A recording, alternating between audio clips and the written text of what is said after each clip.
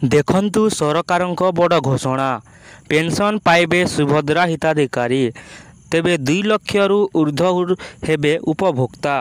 तेबे जदि आपण भी सुभद्रा योजना रे शामिल होइछंती आउ आपण भी एथिरे टंका पाउछंती तेबे जानि रखंतु सुभद्रा योजना रे आसीगला आउ एक बड़ घोषणा कले सरकार।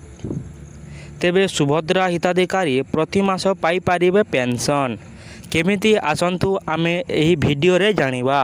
ता पूर्वरु वीडियो को लाइक करंतु, चैनल को सब्सक्राइब करि नथिले एबे सब्सक्राइब करी पाखरे थिबा घंटी चिन्ह को दबाई दियंतु। 60 वर्ष होइथिले सुभद्रा हिताधिकारी को मिलिबो पेंशन।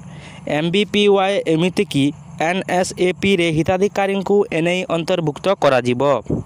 60 वर्ष परे हिताधिकारी को एथिरे आवेदन करिबाकू पड़िबो।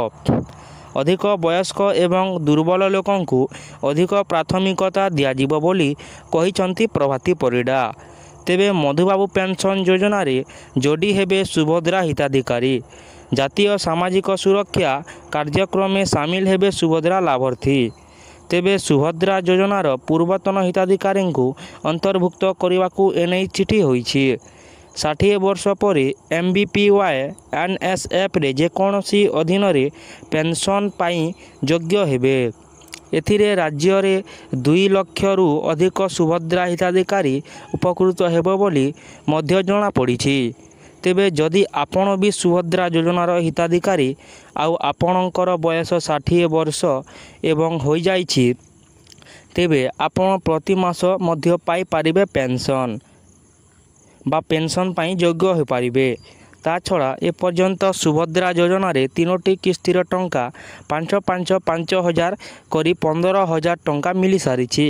तेबे खूब शीघ्र पुणी आउ 5,000 अर्थात चतुर्थ किस्ती बा 40 इंस्टॉलमेंट टंका मध्य आसीबाक जाउछि। तो फ्रेंड्स ये होतिला आपण मानक पई किछि अपडेट। जदि अपडेट टी आपण को भलो लागिथिले वीडियो को लाइक करंतु, चैनल को सब्सक्राइब करि नथिले एबे सब्सक्राइब करी पाखरे थिबा घंटी चिन्ह को दबाई दियंतु। धन्यवाद।